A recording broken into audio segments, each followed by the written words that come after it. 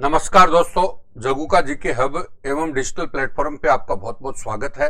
बहुत बहुत आपका अभिनंदन और बहुत बहुत शुभकामनाएं। दोस्तों, हम जो कछुआ वंश का वंशानुक्रम और इतिहास पढ़ रहे थे उसमें मुगल राजपूत संबंध बताए थे। मुगल राजपूत संबंध, तो मैंने आपको बताया था कि मुगल राजपूत संबंध या कछुआ मुगल संबंध का जो उल्लेख हमें बरबत लेख में मिलता है। और सबसे पहले मुगलों की अधीनता स्वीकार करने वाला राजस्थान का पहला राजा भारमल था। भारमल को कहां का राजा था? आमेर। तो पहली रियासत कौन सी होगी? आमेर बात हुई थी। और उन्होंने अकबर की अधीनता स्वीकार कहां पे की थी? तो सांगानेर में। कब की बात है? तो 1562 की। 1562 की। बाद में पहला वैवाहिक संबंध स्थापित करने वाला राजा भी कौन था? पहला वैवाहिक संबंध भी भारमल ने अपनी पुत्री का विवाह किसके साथ किया था? अकबर के साथ। वो विवाह कहां पर हुआ था? सांगानेर में। वो भी कब? सांबर में, सांबर में। वो विवाह कहां पर हुआ था? सांबर में। वो भी कब हुआ था? 1562 में। बाद में मैंने कहा भारमल का पुत्र कौन था? भगवन दास। और उसका पोता कौन था? मान सिंह। उनको अकबर अपने दरबार में ले गया। तो भारमल के बाद राजा कौन बना था? भगवन दास। और भगवन दास के बाद राजा कौन बना था? मान सिंह। और मान सिंह को मैंने कहा कि ये थोड़ा इंपॉर्टेंट है। तो इस कड़ी में हमारा टॉपिक चल रहा है मुगल राजपूत संबंध भी या मुगल कछुआ संबंध भी। और साथ में अब जो कड़ी में अपना राजा आता है वो कौन आता है? कछुआ वंश। कछुआ वंश का कौन आता है? मान सिंह। कछुआ वंश का कौन आता है? मान सिंह। बोलो, क्लियर है क्या? तो अब अपन मान सिंह के पास चल रहे हैं और उनको देखिएगा।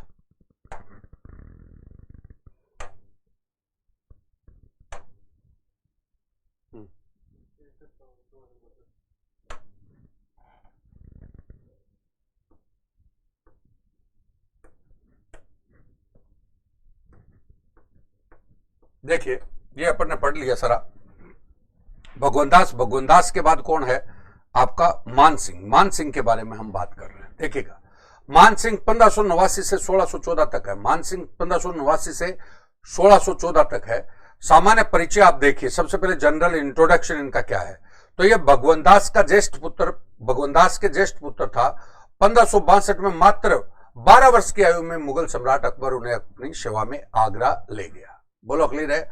भगवन दास का बड़ा पुत्र था 1562 में। 1562 में सुन लो। 1562 में समझ गए होंगे आप। 1562 में जब ये छोटा था एकदम, क्योंकि 1562 में सांगानेर में उन्होंने अधीनता स्वीकार की थी। तब 12 वर्ष की आयु में मुगल सम्राट अकबर उन्हें अपनी सेवा में कहां पर ले गया? आगरा। और वह अकबर ने उन्हें अपने नवरत्नों में क्या किया? शामिल।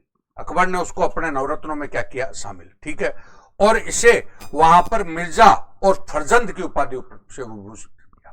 किसका? अकबर ने इसको नवरत्न में शामिल किया, मिर्जा की उपाधि दी इसको, और फरजंद वाला भाई की उपाधि से विभूषित किया।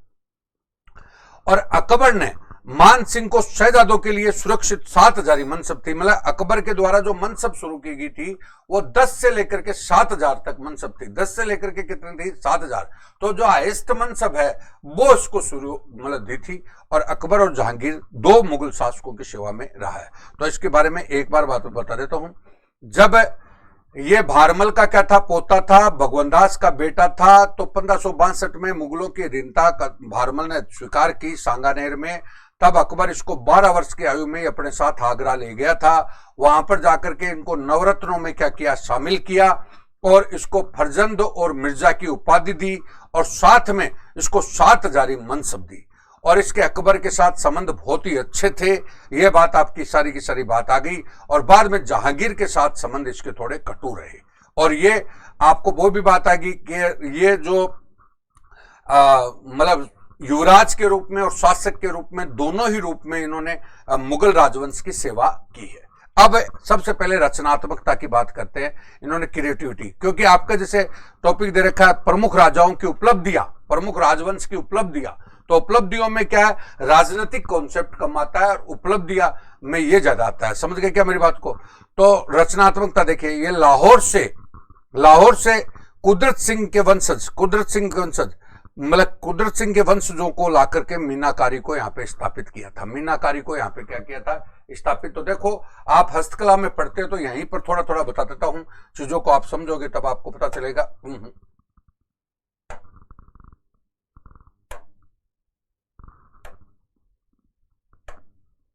तो यहीं पर आपको ये चीजें हाथों बता देता हूं। देखो, यहाँ पे ऑटोमेटिक टॉपिक हो जाता है। देखिएगा, मीनाकारी, ध्यान दीजिएगा। देखिए मीनाकारी, मैं यहां पे आपका टॉपिक लगा रहा हूं मीनाकारी, समझा? मीनाकारी, मीनाकारी हस्तकला का टॉपिक है। और मीनाकारी का मतलब हो गया माइक्रो वर्क। कौन सा? माइक्रो वर्क, माइक्रो वर्क, समझ गए? तो मीनाकारी बेसिकली आपकी, मीनाकारी बेसिकली कहां की है? पर्सिया ईरान की, पर्सिया ईरान, ये मैंने लिखा भी है, पर्सिया ईरान की है, ठीक है। और मीनाकारी पर्सिया ईरान की है। और अकबर, ये जो मानसिंह है ना, ये एक्चुअली कहां पर गया था? काबुल गया था, काबुल। तो बीच में लाहौर पड़ता है, तो लाहौर में जब वो आया, तो लाहौर में आया तो उधर वो पर्सिया ईरान से भी मतलब कलाकार आए हुए थे मीनाकारी के, वो रुके हुए थे, इधर ये रुक गया। तो उन्होंने वहां पे कुदरत सिंह के वंशजों को देखा, तो उनको कहा कि तुम यहां से आ जाओ और हमारे यहाँ पर काम करो जाकर के। तो लाहौर से कुदरत सिंह के वंशजों को लेकर आया। तो मीनाकारी कहाँ की फेमस है? जयपुर की। और मीनाकारी का जो कलाकार है वो किसके हैं? कुदरत सिंह के वंशज है, कुदरत सिंह के वंशज। और इसको लाने वाला कौन था? तो लाने वाला बोलो कौन है? तो लाने वाला व्यक्ति कौन है? मानसिंह। कौन है? मानसिंह इसको लाने वाला है। बोलो क्लियर है ये? और कहां से इसको लेकर आया था? तो लाहौर से लेकर आया था। बोलो ये बात। और यही मानसिंह, सुन लो मेरी बात, यही मानसिंह मतलब कागज को हैंडमेड पेपर को लाने वाला भी कौन है? कागज। तो कागज को लाने वाला भी कौन है? मानसिंह। और इसलिए देखो राजस्थान में हैंडमेड पेपर का सबसे बड़ा सेंटर है वो सांगानेर है। कौन है? सांगानेर है। और सांगानेर में इसीलिए राष्ट्रीय कागज अनुसंधान संस्थान भी कहां पर है? सांगानेर में है। बोलो क्लियर है? तो ये चीजें आप देख सकते हैं। तो ये लाहौर से मानसिंह जब काबुल गया था तो लाहौर से कुदरत सिंह के वंशजों को लाकर के मीनाकारी को जयपुर में स्थापित करवाया। जयपुर मतलब आमेर पहले हो गया और बाद में जयपुर हो गया, वो एक ही बात है। अब एक बात और आती है, तो ये आप मीनाकारी को इसके साथ जोड़कर देख लीजिएगा। दूसरा पॉइंट है धनरूप भांड। इनके दरबार में एक भांड रहता था जिसका नाम क्या था? धनरूप भांड। बहुरूपिया कला में फेमस था। उसकी कला से प्रसन्न होकर के इन्होंने इसको जागीर दी। तो देखिए आपके एक और टॉपिक है कला मतलब नहीं क्या वो लोक नाट्य वगैरह, तो उसमें बहुरूपिया कला आती है। कौन सी? बहुरूपिया कला। अब बहुरूपिया कला को करने वाले कौन होते हैं? भांड होते हैं। कौन होते हैं? भांड। तो भांड मतलब जैसे भांड है ना, तो यहाँ पे देखिएगा भांड। तो ये भांड एक भांड और फेमस है, वो आपका कौन सा? जानकीलाल भांड। जानकीलाल भांड। ये जानकीलाल भांड कहां का था? भीलवाड़ा का। इसको भीलवाड़ा। और ये मंकी मैन ऑफ इंडिया कहा गया। इसको क्या कहा गया? Monkey man of India. Monkey man of India, देखिएगा मैन ऑफ इंडिया कहा गया है। इसको भी मैं बताना चाह रहा हूं। तो मंकी मैन ऑफ इंडिया कहा गया है, ध्यान दीजिएगा। देखिए बहुरूपिया कला आपका किस टॉपिक में आएगी? एक मिनट मेरी बात सुन लो। बहुरूपिया कला आपकी टॉपिक में आएगी लोकनाट्य में। देखिए किसी के रूप को अपने अंदर डाल करके और फिर उसको उसी रूप में प्रकट करना क्या कहलाता है? बहुरूपिया कला। आज के परिप्रेक्ष्य में ये काम एक्टर करते हैं। कौन करते हैं? एक्टर, फिल्मी कलाकार। आप ये कह सकते हो अमिताभ बच्चन देश का सबसे बड़ा भांड है। अब भांड को ऐसे मत समझना, आज के संदर्भ में उसको एक्टर नाम दे दिया, समझ गए? तो किसी के रूप को अपने अंदर डाल करके और फिर उसको प्रस्तुतिकरण करते हैं, उसको बहुरूपिया कला करते हैं। पहले काम कौन करते थे? भांड करते थे। उन भांड में धनरूप भांड फेमस था। कौन था? धनरूप भांड। और धनरूप भांड ना वो मानसिंह के दरबार में था, तो उसकी कला से मानसिंह प्रसन्न होकर के उसको जागीर दे दी थी। समझ गए क्या मेरी बात को? जागीर दे दी थी, ध्यान दीजिएगा। और बाद में एक भांड हमारे यहाँ पे और फेमस रहा है, जानकीलाल भांड। कौन सा? जानकीलाल भांड। तो जानकीलाल भांड कहाँ का है? भीलवाड़ा का। जानकीलाल भांड कहाँ का है? भीलवाड़ा का, जिसको मंकी मैन ऑफ इंडिया के नाम से जाना गया है, ठीक है। और इसको पद्मश्री भी मिली हुई है, ठीक है। तो ये दूसरी का आपको कला बता रहा हूं, अथवाती चीजों को क्लियर कर रहा हूं। आगे देखिए तीसरी बात आपका आता है मानसिंह ने। देखिए यहां पे मानसिंह ने कोकिल देव द्वारा निर्मित आमेर को दुर्ग का स्वरूप दिया। देखिए ध्यान दे लीजिए, कोकिल देव जान गए क्या? आपने बताया था, बोलो। पहला दुल्लेराव मतलब कछुआ वंश का पहला राजा यहाँ पे कौन हो गया? दुल्लेराव ने दौसा में बड़गुजरों को हराकर दौसा को अपनी राजधानी बनाया। बाद में उसने माची जमुआ रामगढ़ को राजधानी बनाया। बाद में उन्होंने कौन सा? खो को राजधानी बनाया। बाद में दुल्लेराव का बेटा कौन था? कोकिल देव। कौन था? कोकिल देव। और कोकिल देव ने मतलब आमेर के दुर्ग को मतलब दुर्ग की नींव रखी थी, आमेर के दुर्ग की क्या रखी थी, नींव रखी थी। समझना मेरी बात को, आमेर के दुर्ग की नींव रखी थी, लेकिन उसको आमेर के दुर्ग को दुर्ग का रूप जो दिया था वो आपका किसने दिया, तो मान सिंह ने। किसने दिया, मान सिंह ने। तो बोलो यहाँ पे आमेर दुर्ग को आप बात कर सकते हो, तो आमेर दुर्ग का जो संस्थापक है वो तो कोकिल देव है, और उसको मॉडिफाइड या दुर्ग का रूप देने वाला कौन है, मान सिंह है।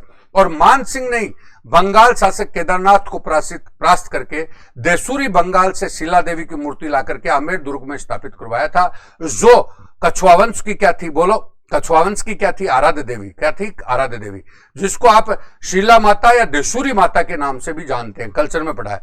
और मानसिंह का पुत्र जगत सिंह बंगाल अभियान के दौरान मर गया था, तो उसकी माता कंकावती ने जगत सिंह की स्मृति में जगत शिरोमणि मंदिर भी बनाया था। कहां पर बनाया था, आमेर। तो आमेर में ये सारी की सारी बातें इन्होंने बढ़ाई। आ गया। अब मैं एक बार और बताता हूं, तो देखिए आमेर को आप थोड़ा सा आमेर दुर्ग को समझ लीजिए, एक बार यहां पे समझा देते हैं आमेर दुर्ग को। देखिएगा, ये है आमेर दुर्ग,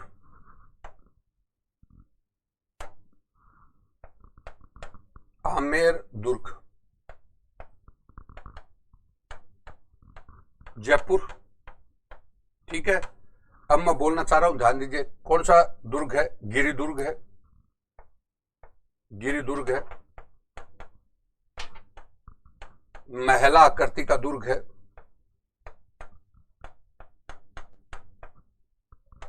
करती दुर्ग है, नींव रखने वाला कौन है, कोकिल देव, कोकिल देव। और दुर्ग का स्वरूप करने वाला, दुर्ग स्वरूप देने वाला कौन है, मान सिंह, ठीक है। अब उसके बाद है, आगे बढ़ो, देखो यहां पे शिला माता का मंदिर है, यहां पे जगत अंबिका, जगत शिरोमणि मंदिर है, शिरोमणि मंदिर है, सुनना मेरी बात, जगत शिरोमणि मंदिर है। यहां पे आपकी आमेर से सिटी पैलेस तक सुरंग है, आमेर से सिटी पैलेस तक क्या है, सुरंग है, सिटी पैलेस तक सुरंग भी है यहाँ पे। आज के परिप्रेक्ष्य में बोलो तो ये विश्व धरोहर में क्या है, शामिल है, विश्व धरोहर में शामिल है। कब शामिल हुआ था, 2013 में। और सबसे ज्यादा यहाँ पे पर्यटक आते हैं, और सबसे ज्यादा पर्यटक राजस्व प्राप्त होता है, पर्यटन राजस्व भी प्राप्त होता है, समझ गए। तो ये देखिए दुर्ग दोस्तों, अथवा आप दुर्ग को निपटा सकते हैं। बोलो आमेर दुर्ग कहां पर है, जयपुर। आमेर दुर्ग कौन सा दुर्ग है, गिरिदुर्ग। ये महल की आकृति का क्या है, दुर्ग। इसकी नींव डालने वाला कौन था, कोकिल देव, कोकिल देव, समझ गए। इसको दुर्ग का रूप देने वाला कौन था, मान सिंह, क्योंकि ये महल के रूप में बना था, बाद में दुर्ग का रूप किसने दिया था, मान सिंह ने।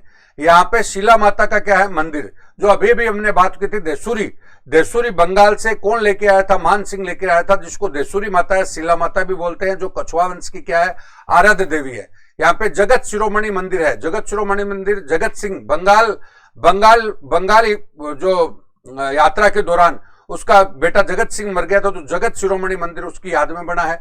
आमेर से सिटी पैलेस तक यहाँ पे एक सुरंग जाती है, और इसको विश्व धरोहर में शामिल किया गया है। दुर्ग को कब किया गया था, 2013 में।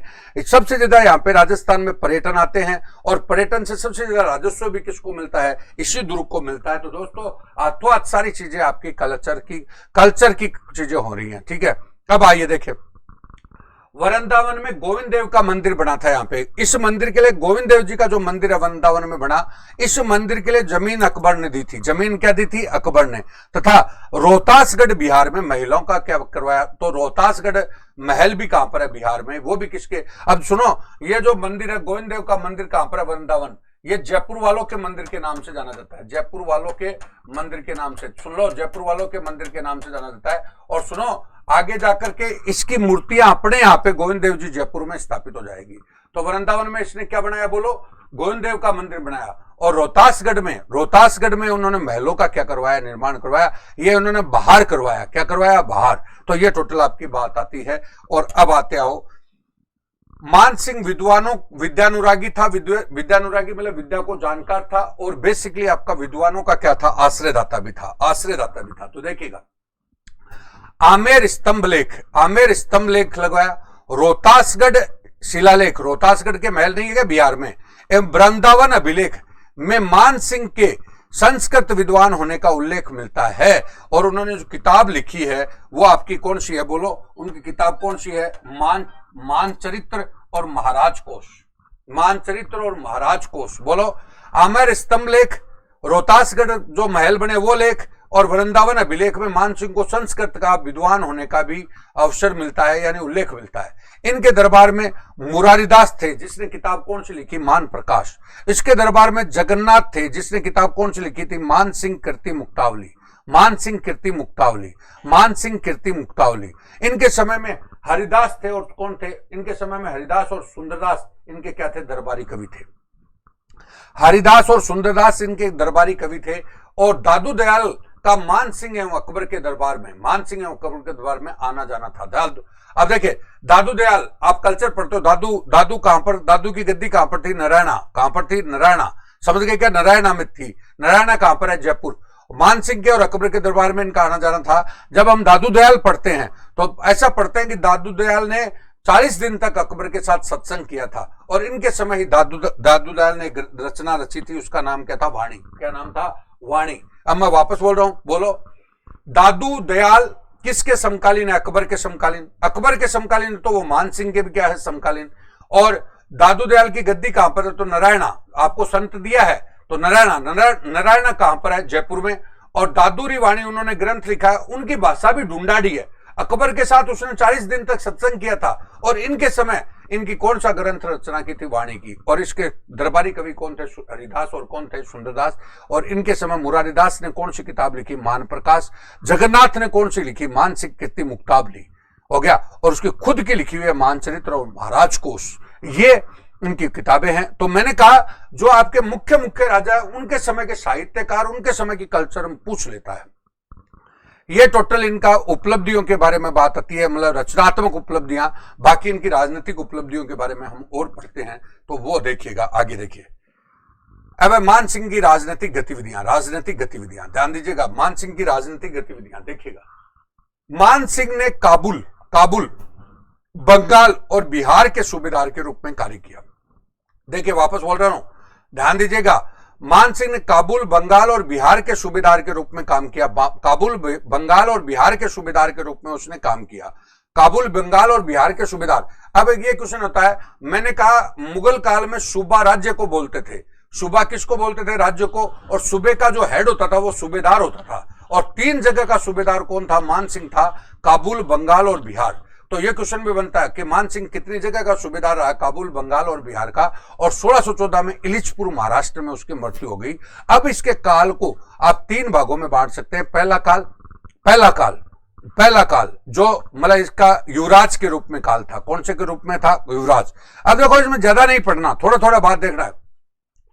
तो देखिए, पहला काल है 1562 से 1576 तक। अगर मेरा वीडियो आप कंटिन्यू से देख रहे हैं, बीच में से नहीं देख करके कंटिन्यू से देख रहे हैं, तो आपको पता चलेगा। ध्यान दीजिएगा। सबसे पहले वो रणथंबोर 1568 में, बाद में सूरत, बाद में डूंगरपुर, बाद में हल्दी घाटी वाला युद्ध। कौन सा हो गया? हल्दी घाटी वाला युद्ध। तो ध्यान दीजिएगा, याद हो तो आपको देखो एक बार बता देता हूं। रणथंबोर हमने पढ़ा था, एक बार चीजों को रिपीट कर ले। रणथंबोर में क्या पढ़ा था? बोलिए। मेवाड़, सॉरी, रणथंबोर में हमने क्या पढ़ा था कि रणथंबोर चौहान शासक गोविंदराज ने बसाया, गोविंदराज ने स्थापित किया था। बिल्कुल। तो पहला रणथंबोर का संस्थापक कौन है? गोविंदराज। कौन था? गोविंदराज चौहान। बाद में अलाउद्दीन खिलजी ने हमीर पर आक्रमण किया था, और हमीर और अलाउद्दीन खिलजी का रणथंबोर का युद्ध हुआ था। रणथंबोर का युद्ध कब हुआ था? 1301 में। और 1301 में तो वो उसने अपने उलुग खां को, सेनापति उलुग खां को सौंप दिया था। ठीक है, ये बात हो गई थी।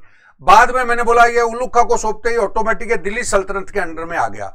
बाद में आपको बताया इब्राहिम लोदी और सांगा के बीच में खातौली और बाड़ी का युद्ध हुआ था। खातौली और कौन सा? बाड़ी। तो खातौली और बाड़ी के युद्ध में इब्राहिम लोदी को किसने हरा दिया था? सांगा ने हरा दिया था। और बाद में आपका पानीपत की लड़ाई, कौन सी? पानीपत की लड़ाई हुई बाबर और किसके बीच में? इब्राहिम लोदी के बीच में, और 1526 में। तो पानीपत की लड़ाई में दिल्ली सल्तनत का एंड हो गया, मुगल वंश की क्या हो गई? स्थापना। उस समय का सांगा ने फायदा उठा करके रणथंबोर वगैरह अपने अंडर में ले लिया था। तो ये रणथंबोर किसके पास आ गया था? महाराणा सांगा के अंडर में। महाराणा सांगा के अंडर में रणथंबोर आ गया था। बोलो, क्लियर है क्या? रणथंबोर महाराणा सांगा के अंडर में आ गया था। बाद में मैंने क्या बोला? तो बोलो, रणथंबोर महाराणा सांगा के अंडर में आ गया। कोई दिक्कत है क्या यहाँ पे? अब आप आइए, रणथंभौर महाराणा सांगा के अंडर में आ गया।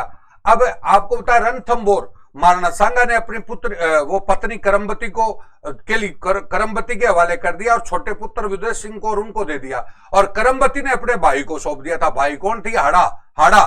तो ये सूरजमल हाड़ा के पास था। किसके पास था? हाड़ाओं के पास था। किसके पास था? हाड़ाओं के पास। तो सूरजमल हाड़ा का बेटा कौन था? सुरजन हाड़ा।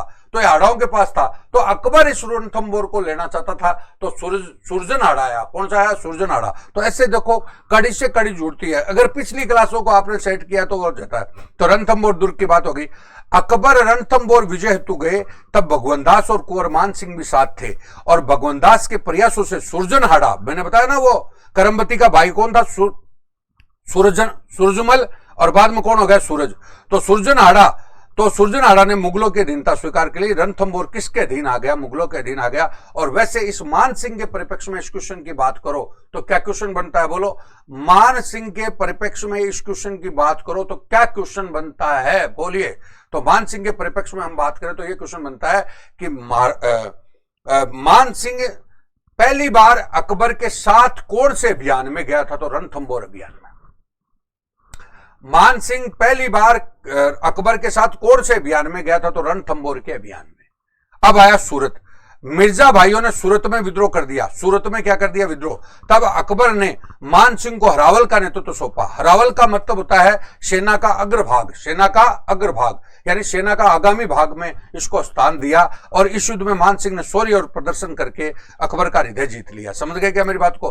तो यह भी क्वेश्चन बनता है। बोलो, मान सिंह को अकबर पहली बार साथ कहां पर ले गया था? तो रणथंभौर ले गया था, और सेना का आगे के भाग में उसको स्थान कौन से में दिया था? तो सूरत में दिया था।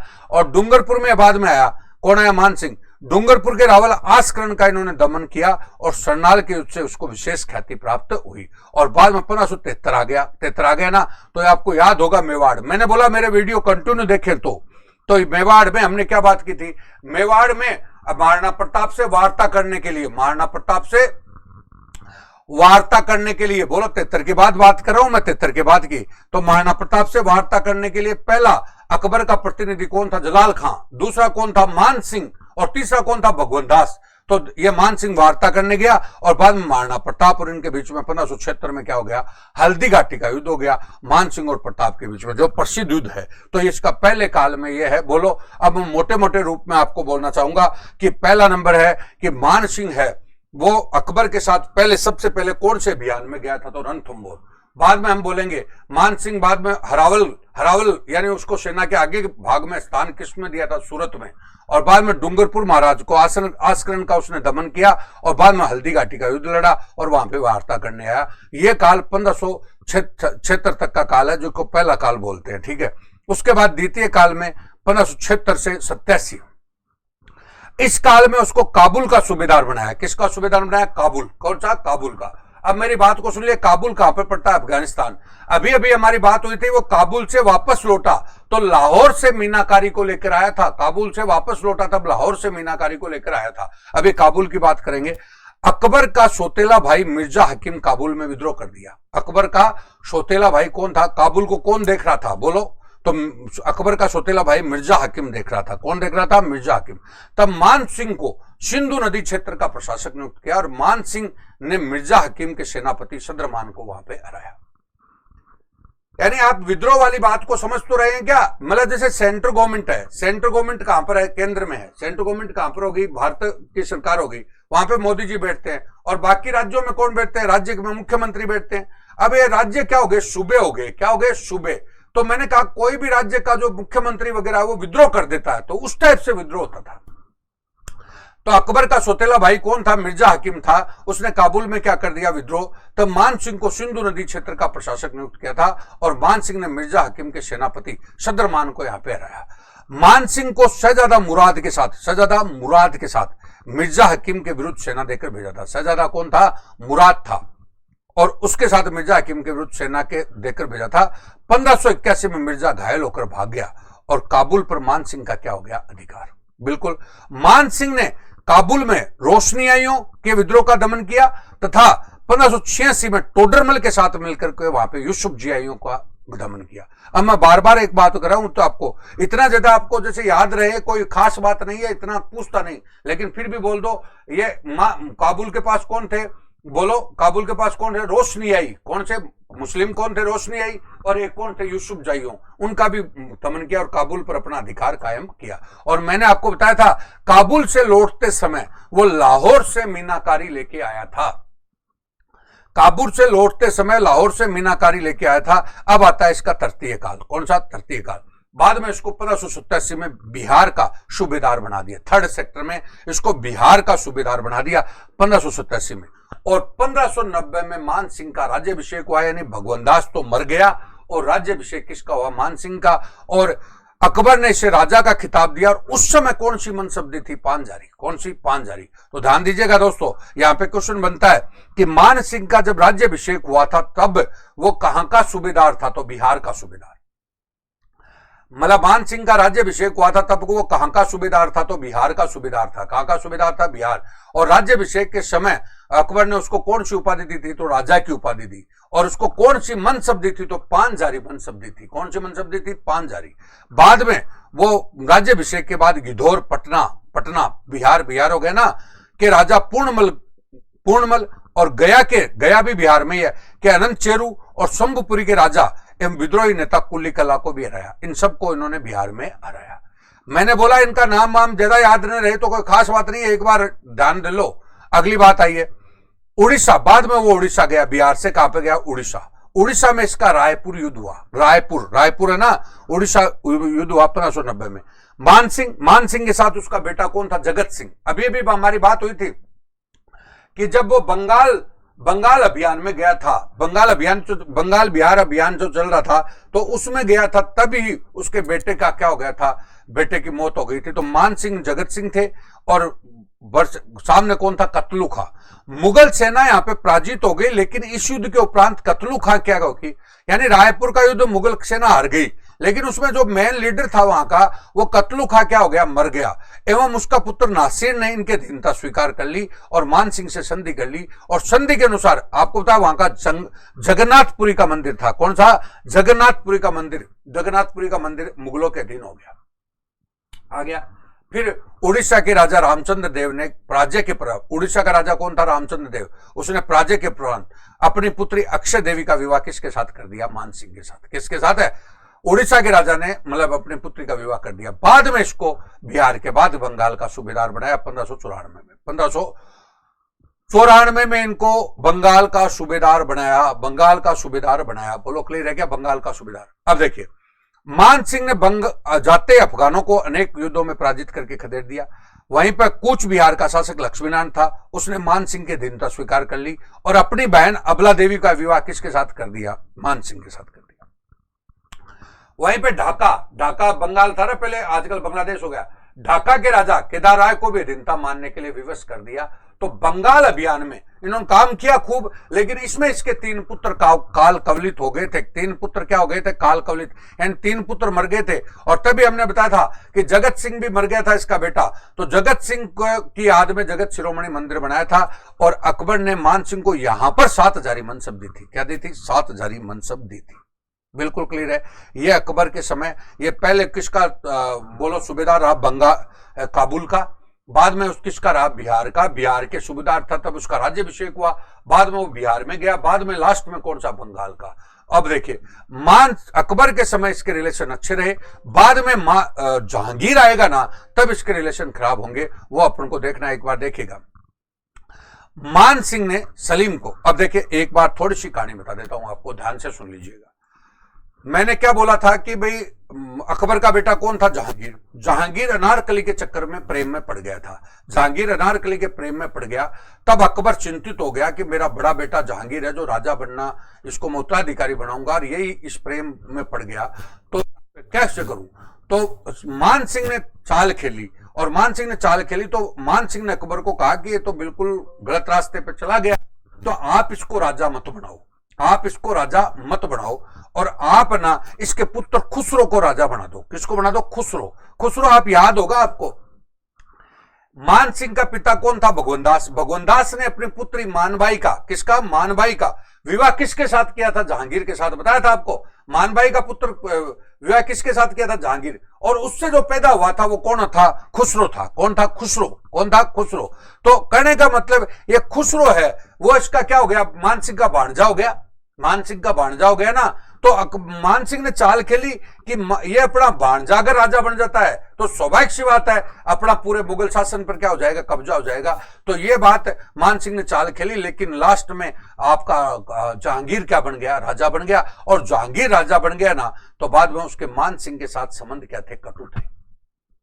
तो देखिए, मान सिंह ने सलीम को बादशाह मिलने का विरोध किया और खुसरो को गद्दी पर बिठाने का षड्यंत्र रचा। अकबर की मृत्यु के बाद सलीम ही गद्दी पर बैठा। सलीम मीन्स जहांगीर 1615 में।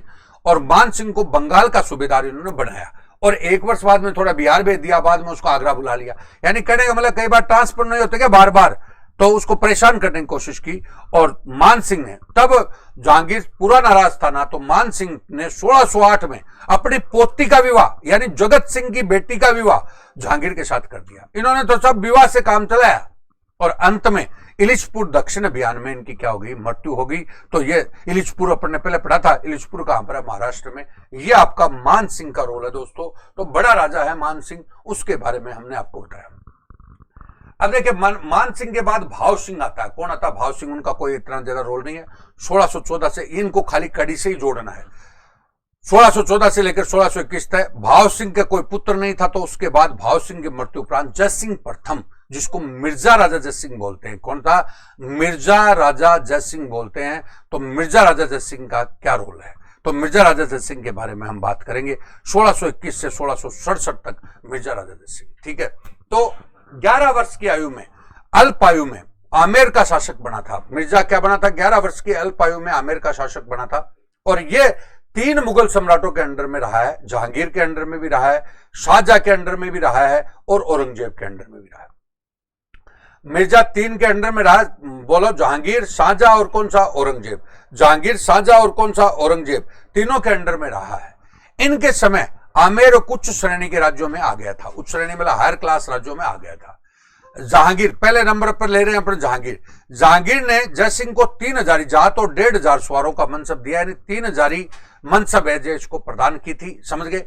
और 1623 में इन्हें मलिक अंबर के विरुद्ध दक्षिण में भेजा था और इसके अद्भुत साथ और विजता का परिचय दिया। यानी एज ए अपन बोलते हैं कि जहांगीर ने इसको 3000 मनसब दी थी।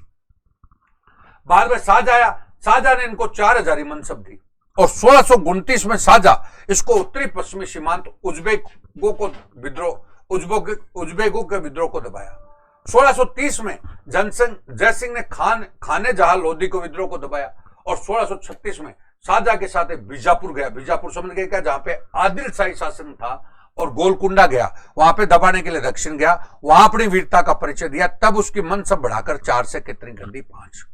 और 1637 में जयसिंह को शाहजहां ने मिर्जा की क्या दी? उपाधि। और शुजा के साथ क्या भेजा? तो मिर्जा की उपाधि देकर इसको शुजा को क्या दे भेजा था? खंदार। यानी आप एक बात बस कह सकते हो कि ये जयसिंह फर्स्ट है और इसको मिर्जा की उपाधि किसने दी थी? शाहजहां ने। कहां गया था तब दी थी? तो कंधार गया था। कंधार मतलब वही अफगानिस्तान। 1651 में इन्होंने कंधार भेजा गया और इसने अग्रभाग में रहकर मुगल सेना का संचालन किया और काबुल की सूबेदारी इसको सौंपी गई। उत्तराधिकार युद्ध में इसने शुजा के विरुद्ध भेजा गया। शुजा के विरुद्ध भेजा गया। उत्तराधिकार युद्ध जान गए होंगे, अपन ने जोधपुर पढ़ा था। तब शाहजहां का बेटा कौन था? औरंगजेब। वो राजा बनना चाहता था, लेकिन शाहजहां उसको राजा नहीं बनाना चाहता था। शाहजहां अपना दारा सिको को राजा बनाना चाहता था। तो उनके उत्तराधिकार में 3 युद्ध हुए थे। एक तो आपका कौन सा? पहला युद्ध धर्मत का युद्ध हुआ था, दूसरा शुजा के नेतृत्व में हुआ था और तीसरा आपका दारा सिको के नेतृत्व में हुआ था। तो देखो यहाँ पे एक कहकर है उत्तराधिकार युद्ध में शुजा के विरुद्ध भेजा गया था इसको। शुजा के विरुद्ध, जहां बहादुरपुर युद्ध में उन्होंने शुजा को क्या किया? पराजित किया। अतः बादशाह ने इसकी मनसब बढ़ाकर कितनी कर दी? 6000। कितनी कर दी? 6000। ध्यान दीजिएगा।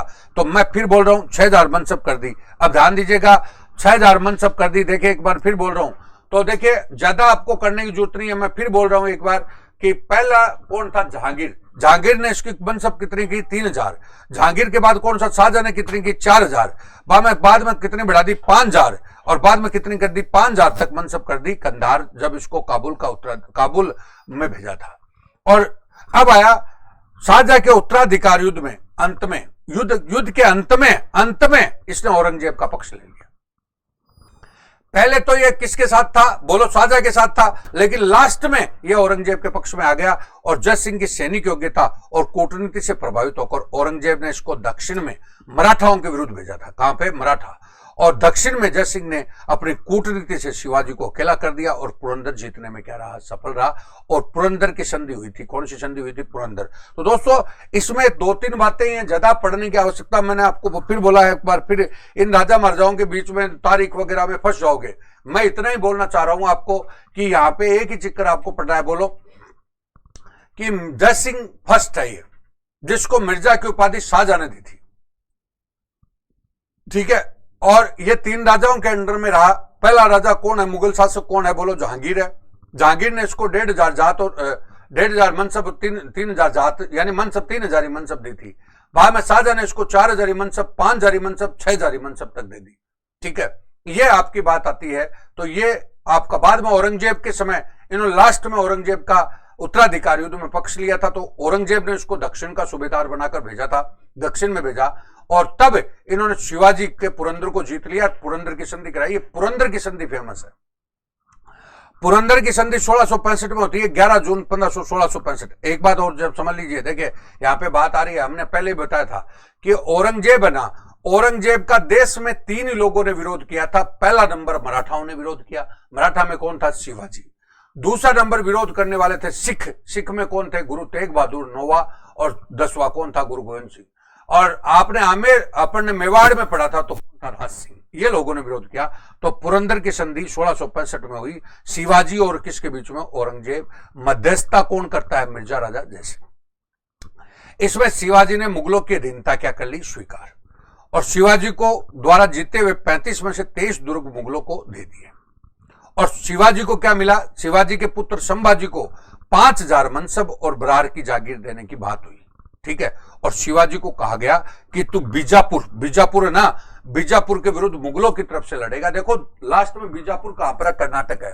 तो बीजापुर में आदिल शाही शासन था और औरंगजेब उसको जीतना चाहता था, वो औरंगजेब के अंडर में नहीं था। तो ये कह रहा है बीजापुर के विरुद्ध तू मुगलों की तरफ से लड़ेगा। यह संधि किसकी हुई, पुरंदर की संधि। लेकिन पुरंदर की संधि के बाद औरंगजेब के मन में कटुता थी। और औरंगजेब ने मन में कटुता होने के कारण, ध्यान दीजिएगा, औरंगजेब के मन में कटुता होने के कारण औरंगजेब ने क्या किया कि शिवाजी को बुलाने के लिए कहा कि भाई शिवाजी को अपने दरबार में लाओ, मतलब दरबार में लाओ, हम उनका सम्मान करना चाहते हैं। तो जय सिंह ने कहा ठीक है। तो जय सिंह ने उसको दरबार में लिए शिवाजी को, मतलब कि भाई महाराज याद कर रहे हैं। अब औरंगजेब के मन में क्या थी, कुटुता थी। तो औरंगजेब ने उसका क्या काम किया, आपको बताया गया। औरंगजेब ने उसको तीसरी पंक्ति के तो राजाओं में बिछाया और बाद में उसको बंदी बना लिया। बंदी बना करके जयपुर महल में रखा, वहां पे जो जयपुर वालों का महल था उसमें रखा। यह बात मिर्जा को अच्छी नहीं लगी। मिर्जा ने क्या काम किया, मिर्जा राजा जय सिंह, मतलब समझ गए, मिर्जा ने क्या काम किया। मिर्जा ने अपने पुत्र राम सिंह को कहा कि तू कैसे भी करके इसको यहां से निकलवा, किसको, शिवाजी को। तो राम सिंह के प्रयासों से गुप्त तरीके से शिवाजी को वहां से पार कर दिया। और इस बात से औरंगजेब को पता भी चल गया। तो ये रोल इसका यहां पे रहा है। तो देखिए बीजापुर अभियान में जय सिंह को सफलता नहीं मिली, तब औरंगजेब ने उसे वापस बुला लिया, ठीक है। तब मार्ग में बुरहानपुर में उसकी क्या हो गई थी, मृत्यु हो गई थी। और कुछ लोग तो ये कहते हैं कि मतलब इसको औरंगजेब ने मरा दिया। जदुनाथ सरकार के अनुसार जय सिंह की मृत्यु एलिजाबेथ के सदस्य वाल सिंघम की भांति हुई, जिसे अपना बलिदान ऐसे स्वामी के लिए किया जो काम लेने में कठोर और मूल्यांकन में क्या था, कर्तव्य था। काम लेने में कठोर और मूल्यांकन में क्या, कर्तव्य था। यानी कहने का मतलब काम करे तब तो ठीक है, और जो ही काम सही नहीं किया तो आपको क्या कर दिया, खत्म कर दिया। तो ये कह रहे हैं इसकी तुलना ऐसे की थी। अब देखिए कला और साहित्य में इसका रोल क्या है, देखिएगा। दरबारी कवि, सुनो, मिर्जा राजा जय सिंह का दरबारी कवि बिहारी लाल था। बिहारी और बिहारी ने किताब कौन सी लिखी है, सतसई, हिंदी रचना है। यह आपका 2003 में आपका सब इंस्पेक्टर में पूछ ली सतसई किसकी करती है, तो बिहारी की। अब देखो चीजों को जोड़ते रहो। अब थोड़ा सा और बताएंगे बिहारी की सतसई। बिहारी की हवेली कहां पर है? बिहारी हवेली, सुनना, बिहारी हवेली आपकी जयपुर में। और बिहारी पुरस्कार साहित्य में कौन देता है? तो बिहारी पुरस्कार के बिड़ला फाउंडेशन देता है। के बिड़ला फाउंडेशन देता है, फाउंडेशन। और किसको देता है? तो किसी राजस्थान साहित्यकार को।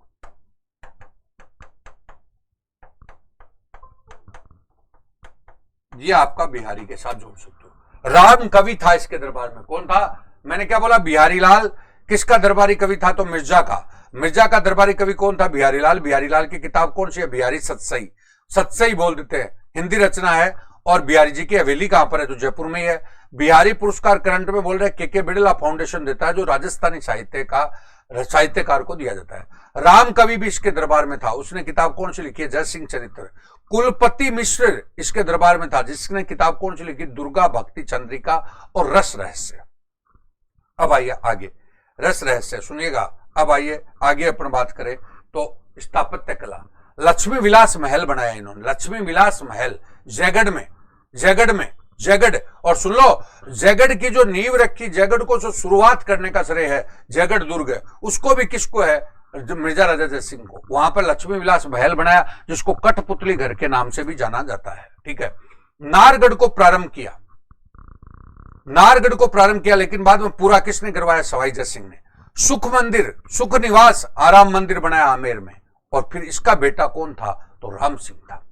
ठीक है, राम सिंह इसका बेटा था। ध्यान दीजिएगा, शिवाजी को यह बात बताई, देखो शिवाजी को मुगलों की कैद में राम सिंह की देखरेख में रखा गया था। और मैंने आपको बताया कि राम सिंह ने शिवाजी को वहां से पार करवाया। और आपको अभी भी बात हुई थी, मान सिंह ने जो गोविंद देव जी का मंदिर वृंदावन में बनाया था ना, उस वृंदावन के मंदिर को ये जो तोड़ना चाहता था, कौन तोड़ना चाहता था? औरंगजेब तोड़ना चाहता था। तो मिर्जा को पता चल गया, मिर्जा राजा जय सिंह को पता चल गया तोड़ेगा। तब उसने अपने बेटे राम सिंह को कहा, बेटा तू वो मूर्तियां ना वहां से निकाल करके अपने जयपुर ले जा, मतलब हमें ले जा। तो समझ गए? तो ये राम सिंह ना वहां पर जो गोविंद देव जी का मंदिर था जयपुर वृंदावन वाला, जिसको जयपुर वालों के मंदिर के नाम से जानते हैं, उनकी मूर्तियों को ला करके यहाँ पे पुराने गोविंद देव जी जो आपका कहां पर है? कनक वृंदावन में स्थापित करवा दिया। पुराने गोविंद देव जी को कहां पर स्थापित करवा दिया? कनक वृंदावन में। तो ये कॉन्सेप्ट आपके जुड़ते हैं। कनक वृंदावन कहां पर है? जयपुर। आगे बढ़िए और बढ़िए। साहित्य, इसके साहित्यकार कौन है? शंकर भट्ट। वेद विनोद सहायता लिखी, वेद विनोद सहायता। गणेश देव ने कौन सी लिखी? मुहूर्त तत्व। और दलपति राम ने कौन सी लिखी? चगता पातशाही। समझ गए? बाद में आया महाराजा बिशन सिंह। सुनिए मेरी बात। तो महाराजा राम सिंह के बाद कौन आता है? बिशन सिंह आता है। और बिशन सिंह के बाद कौन आता है? सवाई जय सिंह। अब देखिए, सवाई जय सिंह के समय मुगल का लास्ट हो जाता है और मराठाओं की क्या हो जाती है? शुरुआत। तो अगला टॉपिक अपना बिशन सिंह है, बाद में सवाई जय सिंह है। और सवाई जय सिंह के बाद उसका बेटा कौन है? ईश्वरी सिंह है। ईश्वरी सिंह के बाद आपका कौन सा है? सुन लो, ईश्वरी सिंह के बाद सुनिएगा, ईश्वरी सिंह के बाद आपका उसका बेटा कौन है? तो बिशन सिंह को थोड़ा सा देख सकते हैं। 17वीं शताब्दी के सिद्ध तांत्रिक शिवानंद गोस्वामी के शिष्य थे। वहां का उस समय का तांत्रिक कौन था? शिवानंद गोस्वामी। और सवाई जय सिंह का पिता था।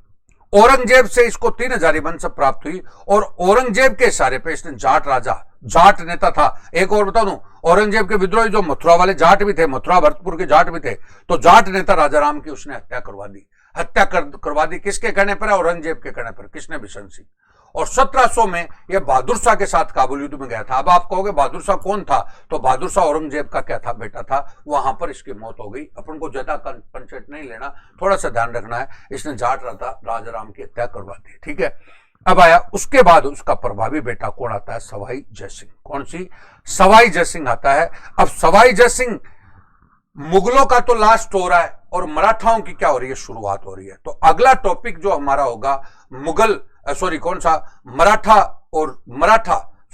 जयपुर से कौन सा मराठा और कछुआ संबंध हो जाएगा, कछुआओं का मराठाओं के साथ क्या है संबंधों की बात हम करेंगे। और सवाई जय सिंह का कल्चरल रूप में भी बहुत बड़ा योगदान है। तो अब सवाई जय सिंह को पढ़ते हुए अब सीधे अपन मराठा का लास्ट हो जाएगा, फिर अंग्रेजों वाली शुरुआत हो जाएगी, वहां से आपका आधुनिक राजस्थान है। तो ये 2-3 दिन की क्लास हो रहा है। नमस्कार दोस्तों, बहुत बहुत शुभकामनाएं आपको, बहुत बहुत अभिनंदन और बहुत बहुत आभार।